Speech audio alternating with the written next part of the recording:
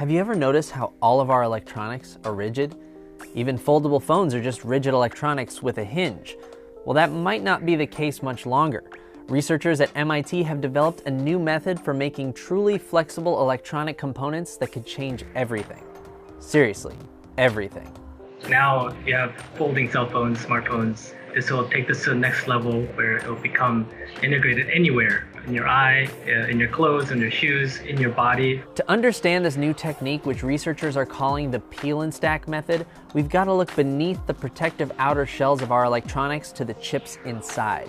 The reason computer chips are inflexible today is that they're traditionally made on a rigid underlying layer known as a substrate.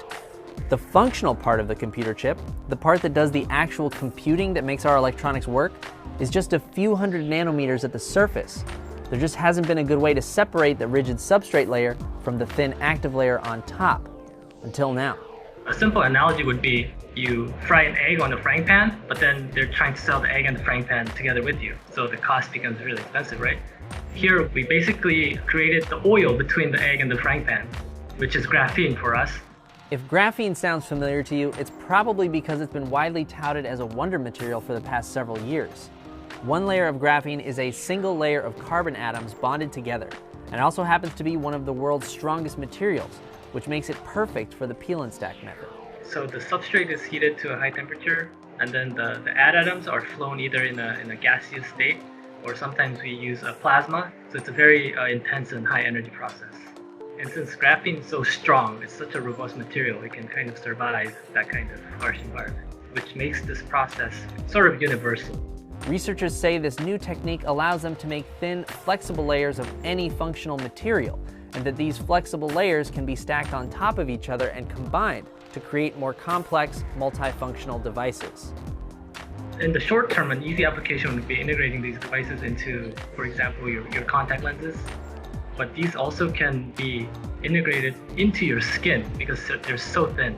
So now instead of having to carry your smartphone, you can have your smartphone in your skin. This feels like the beginning of what could potentially be a whole new category of electronic devices that go beyond wearables. And it sounds like this group of researchers at MIT are just getting started. In the long term, I think it'll be flowing in your body because it'll be so thin and non-invasive. You can actually potentially create devices where it flows through your body. It maybe attacks certain viruses, cancer cells. Right now, we are busy actually applying this technology to create actual devices.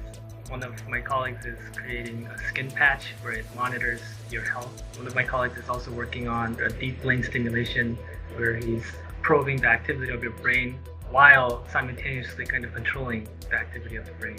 And this is only possible because you can now kind of stack them together and integrate these various devices into one stack. What kind of flexible electronics would you like to see in the future? Let us know your thoughts, dreams, and sci-fi nightmares down below. To see how scientists are making graphene from trash, click here. And for more What the Futures, click here. Thanks so much for watching What the Fam. See you next time.